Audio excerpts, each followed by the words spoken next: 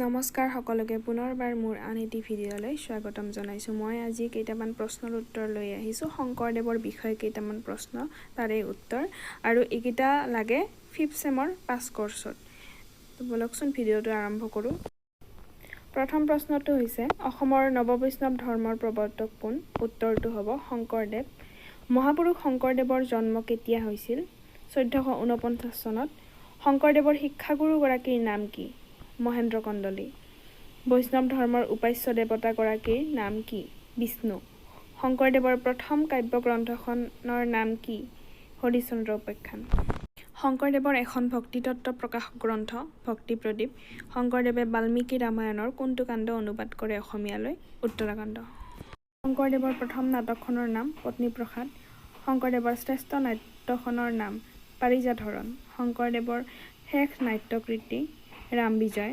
শংকৰদেৱৰ সাহিত্যিক জীৱনৰ কীৰ্তিস্তম্ভ কীৰ্তনঘোষা। গুণমালা কি বিষয়ক গ্ৰন্থ? নাম প্ৰসংগ বিষয়ক। 13 নম্বৰটো হৈছে, হৰিশ্চন্দ্ৰ উপাখ্যানৰ কাহিনীটো ক'ৰ পৰা সংগ্ৰহ কৰা হৈছে? মাৰ্কণ্ডেয় পুৰাণ। নিমি নৱসিদ্ধ সংবাদত কেইজন সিদ্ধৰ কথা আছে? 9 জন সিদ্ধৰ কথা। অসমীয়া নাট্য সাহিত্যৰ জনক বুলি কাক কোৱা হয়? শংকৰদেৱক। 5 নম্বৰ আৰু 10 নম্বৰ যিটো প্ৰশ্ন আছে, প্ৰশ্নটোত শংকৰদেৱ হ'ব লাগে। মই কটো ভুলতে মই লিখা নাই, গতিকে বুজিটো পাইছে সকলোৱে। আৰু ভিডিঅ'টো শেষলৈকে চোৱাৰ বাবে সকলোকে ধন্যবাদ জনাইছোঁ।